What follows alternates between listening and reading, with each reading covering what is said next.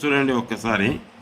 ఈ ఇల్లు తూర్పు వీధి గల స్థలం.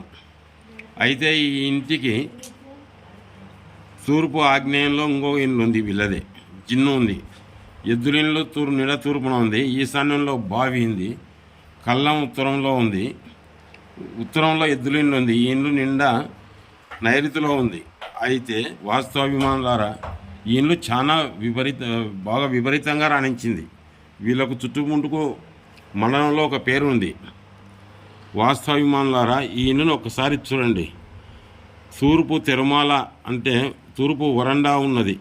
ఇక్కడ తూర్పు వరండా ఉండి వాళ్ళకు మంచి పేరు, ప్రతిష్టలు, ఉత్తమ సంతానం, డబ్బు కలిగి ఉన్నారు. ఈ స్థానంలో బావి ఉండి అంతులేని సిరి సంపదలతో వెలిసినారు. తూర్పు వరండా ఉన్నది. మరియు ఉత్తర ఈశాన్యంలో తూర్పు ఈశాన్యంలో వారి ఇండ్లు కలిగి ఉన్నారు. అందువల్ల వారు ఆ గ్రామానికిలో కానీ పక్క గ్రామాల్లో అని మంచి పేరు ఉన్నది. వారు చెప్పితే వేదం, వారి మాటలకు తిరుగులేదు. వారికి సరిపోని వారు ఎవరు ఎదురు మాట్లాడితే వారు ఊరిలో ఉండడానికి అవకాశం లేదు. వాళ్ళు చెప్పినట్టు వినవలసిందే. అలా రెండు తరాలు నడిచింది.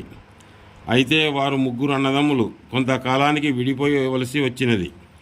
అప్పుడు వారు విభాగాలు పంచుకొని విడిపోయినారు.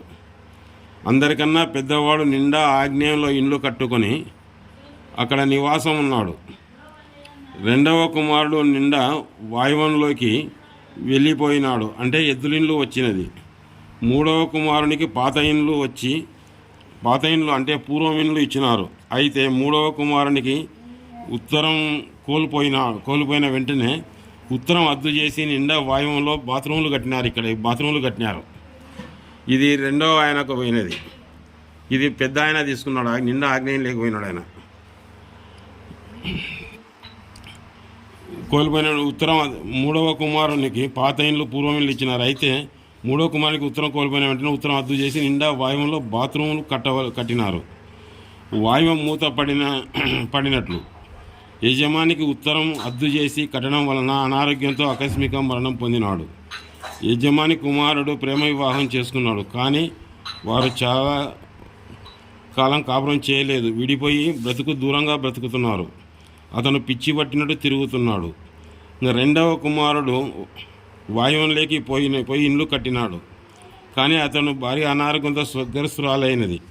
ఆయన కుమారుడు పరిస్థితి ఏమీ బాగలేదు. పెద్ద కుమారుడు నిండా ఆగ్నేయంలోకి ఇండ్లు వచ్చినది. ఇండ్లు కట్టినాడని చెప్పాను కదా. ఆ ఇండ్లు ఇక్కడ చూడండి. ఈశాన్యం తగ్గి వాయువం పెరిగి ఇక్కడ ఎద్దులిండ్లు ఈశాన్యం తగ్గి తూర్పు అద్దు చేసి ఈశాన్యం తగ్గి ఇక్కడ ఆగ్నేయంలో వాయువం మాత్రం పెంచినాడు. అంటే ఆగ్నేయం మూత పన్నెట్టే ఇండ్లు, ఇక్కడ వాయువం పెరిగింది.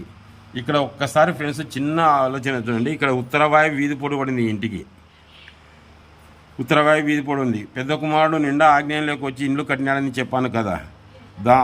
దానిని చూడండి. ఆ ఇంటికి పశ్చిమం ఉత్తరం రస్తా కలదు. అంటే ఇక్కడ పశ్చిమం ఇట్లా ఉత్తరం రస్తా ఉంది, ఇట్లా పశ్చిమం రస్తా ఉంది. అంటే వాయువం బ్లాక్ అయింది. వాయువం బ్లాక్ అంటారు. ఎక్కువగా వాయువం బ్లాక్ మానసికంగా ప్రశాంతంగా కరువై విరాగులు, బైరాగులు, సన్యాసులు ఉంటారు. ఎక్కడ శాంతంగా ఎక్కువ ప్రశాంతంగా ఉండరు. వివాహానికి దూరంగా ఉంటారు. అయితే నిండా ఆగ్నేయంలో ఇండ్లు కట్టినదే కాక తూర్పు అద్దు చేసి ఎద్దులకు నిర్మించినాడు. అతను నివాసం ఉన్న ఇంటికి ఎద్దులింటికి మధ్య ఖాళీ స్థలం ఉంది. దీని ప్రభావం వలన ఆయన మనవరాలకి వివాహం కాలేదు. పెద్ద ఉద్యోగాలు చేసి కూడా లాభం లేదు. వారిలో ఒకరు డాక్టరు, ఒకరు ఏదో ఉద్యోగం చేస్తున్నారు. ఆస్తిలో డబ్బులో వారే పెద్ద ధనవంతులు. అయితే ఉత్తర వాయువ వీధి పోటీ వలన పెళ్ళిళ్ళు జరగలేదు, వంశం ఉండదు అని సూక్తి.